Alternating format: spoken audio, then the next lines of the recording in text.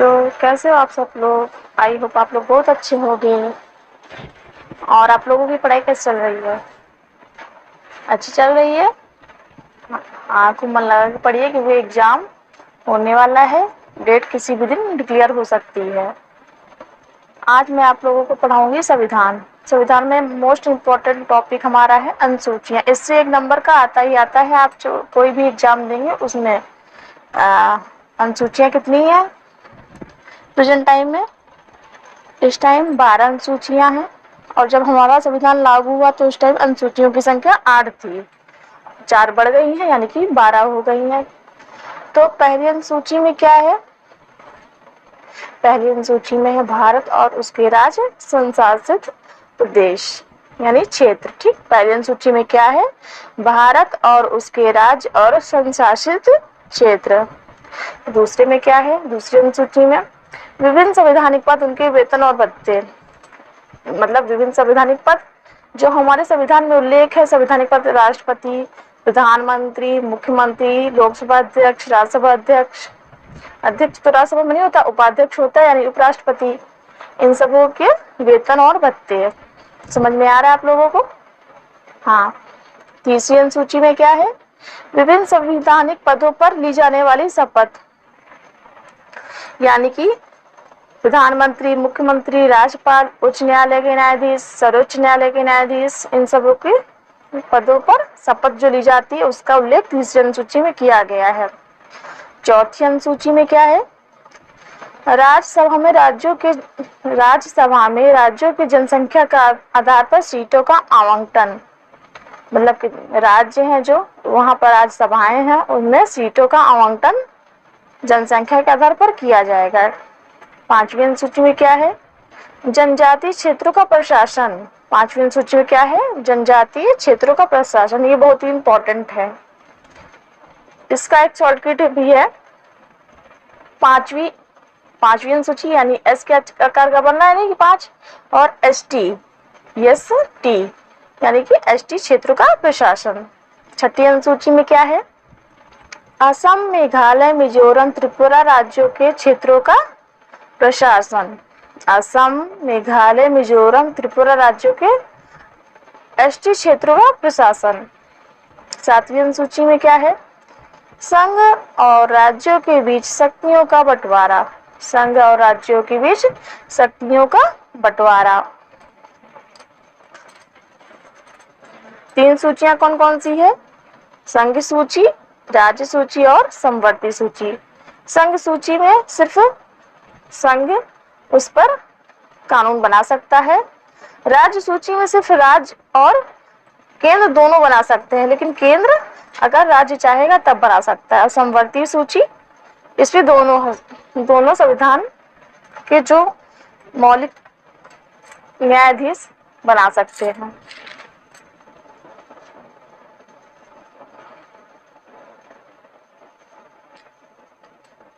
एक चीज मैं आप लोगों को बताना चाहूंगी, जो 42वां संविधान संशोधन हुआ था, कब हुआ था? 1976 में हुआ था। 42वां संविधान संशोधन 1976 द्वारा राज्य सूची के 5 विषय शिक्षा, जनसंख्या, बाट एवं मापतौल, वन एवं वन्यजीव तथा पर्यावरण। कौन कौन से? शिक्षा, जनसंख्या, बाट एवं मापतौल, वन एवं वन्यजीव तथा पर्यावरण समवर्ती सूची में डाल दिए गए थे। कब डाले गए थे? 42वां संविधान संशोधन 1976 द्वारा। समझ में आ रहा है आप लोगों को? कोई भी डाउट होगा आप कमेंट कर सकते हैं। 8वीं अनुसूची, इसमें भाषाओं का उल्लेख किया गया है। संविधान लागू होते समय 14 भाषा थी, लेकिन वर्तमान में कितनी भाषाएं हैं? 22 भाषाएं हैं। क्वेश्चन ये आता है, जब हमारा संविधान लागू हुआ तो उस समय कितनी भाषाएं थी? 14 भाषाएं थी। कौन सी अनुसूची में थी? 8वीं अनुसूची में थी। वर्तमान में कितनी है? 22। और हाँ, मेन पॉइंट ये बताना चाहूंगी, जो हमारी अनुसूची है इसमें अंग्रेजी भाषा शामिल नहीं है। कौन सी भाषा शामिल नहीं है? अंग्रेजी भाषा शामिल नहीं है। 21वें संविधान संशोधन 1967 में सिंधी भाषा जोड़ी गई। क्वेश्चन ये भी आता है, सिंधी भाषा कब जोड़ी गई? तो कब जोड़ी गई थी? 21वां संविधान संशोधन 1967 में। फिर एक संविधान संशोधन हुआ था 1992 में। कौन सा संविधान संशोधन? 71वें संविधान संशोधन 1992 द्वारा कोंकणी, मणिपुरी और नेपाली भाषा जोड़ी गई थी। कौन कौन सी? कोंकणी, मणिपुरी और नेपाली कब जोड़ी गई? 71वें संविधान संशोधन 1992 द्वारा। और तीसरा संविधान संशोधन इसी भाषाओं में हुआ था अनुसूची में 92 संविधान संशोधन 2003। कौन सा? 92 संविधान संशोधन 2003 में हुआ था, जिसमें बोडो, डोगरी, मैथिली और संथाली भाषा जोड़ी गई थी। कौन कौन सी भाषाएं जोड़ी गई थी? बोडो, डोगरी, संथाली और मैथिली भाषा जोड़ी गई थी। समझ में आ रहा है आप लोगों को? जी। फिर नवी अनुसूची संविधान संशोधन जो हुए आप लोगों को समझ में आ गए हैं कौन कौन सी भाषाएं कब जोड़ी गई? अगर ना समझ में आप कोई भी डाउट हो तो आप कमेंट कर सकते हैं। जब संविधान लागू हुआ तो कितनी अनुसूचियां थी? 8 अनुसूचियां थी, जिसका डिटेल्स में आपको बता चुकी हूँ। अब नवी अनुसूची, अब किस में आते हैं हम लोग? नवी अनुसूची में। पहला संविधान संशोधन हुआ था 1991 में, जिसमें नवी अनुसूची जोड़ी गई। इसमें शामिल विधियां न्याय योग्य नहीं है। इसमें शामिल विधियां न्याय योग्य नहीं है। इसमें विभिन्न राज्यों के भूमि सुधार कानून है। ठीक है। फिर 10वीं अनुसूची।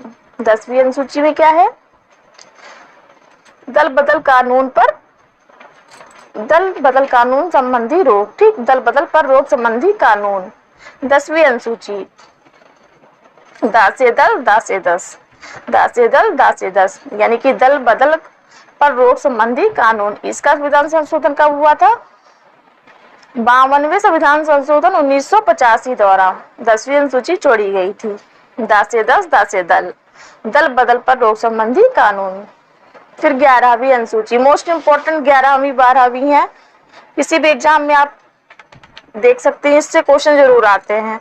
अभी पिछले साल टेट हुआ था तो ये क्वेश्चन आया था कि ग्राम पंचायत को संवैधानिक दर्जा कब दिया गया था? कौन से संविधान संशोधन द्वारा दिया गया था? तो 73वां संविधान संशोधन था। तो 11वीं अनुसूची में क्या है बच्चों? 73वां संविधान संशोधन 1992 द्वारा जोड़ी गई ग्राम पंचायतों को संवैधानिक दर्जा दिया गया। क्या है? 73वां संविधान संशोधन 1992 द्वारा जोड़ी गई ग्राम पंचायतों को संवैधानिक दर्जा दिया गया।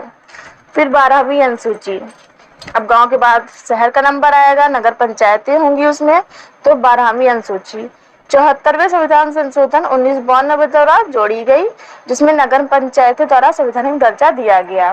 पहले गांव आया, पहले हम लोग गांव में रहते थे, फिर शहर में आया, यानी कि पहले 11वीं अनुसूची फिर 12वीं अनुसूची। 12वीं अनुसूची में क्या है? 74वें संविधान संशोधन 1992 द्वारा जोड़ी गई, नगर पंचायतों द्वारा संवैधानिक दर्जा दिया गया। तो आप लोगों को ये टॉपिक कैसा लगा? कमेंट सेक्शन में जरूर जाके बताइए। और हाँ, अगर आपको ये अच्छा लगा तो लाइक और सब्सक्राइब जरूर करिए। कल मैं आप लोगों को पढ़ाऊंगी भाग, संविधान के भाग, कितने भाग हैं ये बताऊंगी, कौन कौन से इम्पोर्टेंट है वो बताऊंगी। और हाँ, क्वेश्चन कहाँ से आते हैं इस पे मैं जरूर चर्चा करूंगी, इस विषय पर।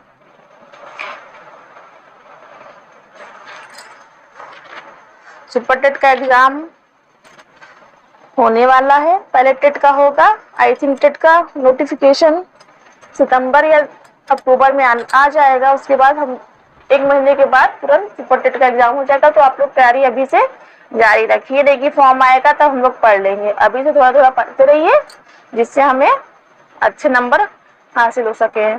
सुपर टेट में एक एक नंबर बहुत मायने रखता है। एक नंबर यानी कि 50 पॉइंट आप लोग आगे जाएंगे। एक नंबर का मीन्स 50 पॉइंट आगे।